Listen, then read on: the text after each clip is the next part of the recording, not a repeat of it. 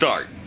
Here they come down out of turn number 4. The green flag flies. It's Ernie Irvin getting a big jump on the number 30 machine there, being driven by Cale Yarborough. Irvin blasts his way out in front, but moving up quickly. Here's Childress. Richard Childress out of Welcome, North Carolina. The car owner of the Goodwrench Racing Chevrolet on the NASCAR Winston Cup Series circuit rides second.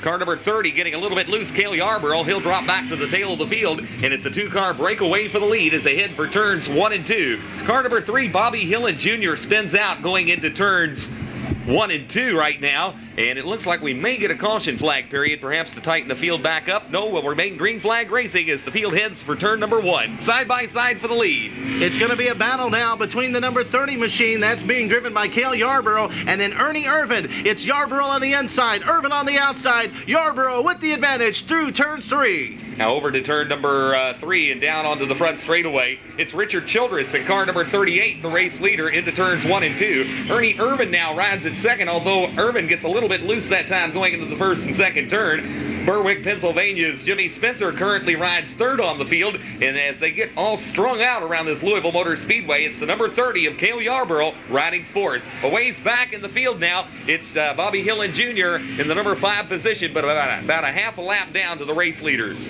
I tell you what, Richard Childress is really pouring it on, but Irvin not letting him get far away. Ernie slides just a little bit going through the D section of the track, but he'll regain the handle, and they'll come to the crossed flags. 5 laps down and 5 to go, and it's Richard Childress, already once a winner here at Louisville Motor Speedway in the Race of Legends. Now, here comes Ernie Irvin down to the inside of Richard Childress. They'll tuck back in line as they head for turn number 3.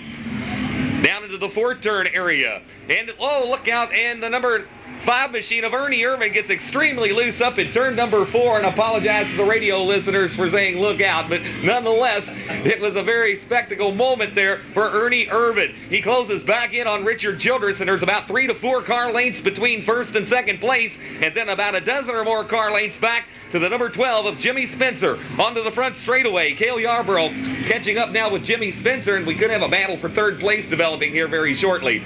3 laps to go in the Granger Select Race of Champions.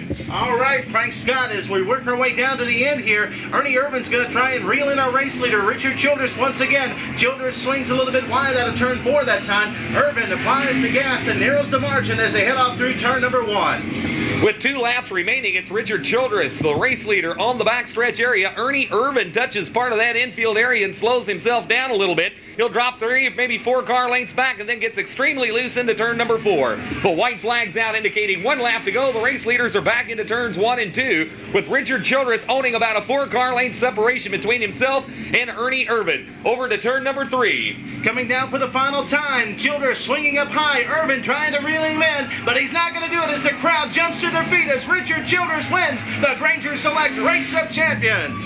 Well, I tell you what, Ernie Irvin and Robert Yates may be number 1 in the point standings on the Winston Cup Series circuit, but Richard Childress and the Goodwrench Racing team, the number 5 car sponsored by Banquet Table Buffet Restaurants, will go to Victory Lane in his second appearance here at Louisville Motor Speedway. He'll go to Victory Lane for a second time at Louisville Motor Speedway. Richard Childress, I would say, would call LMS one of his most favorite tracks as he rolls down the front straightaway. In just a few moments, we'll go trackside with Scott Douglas with the interview with the race winner.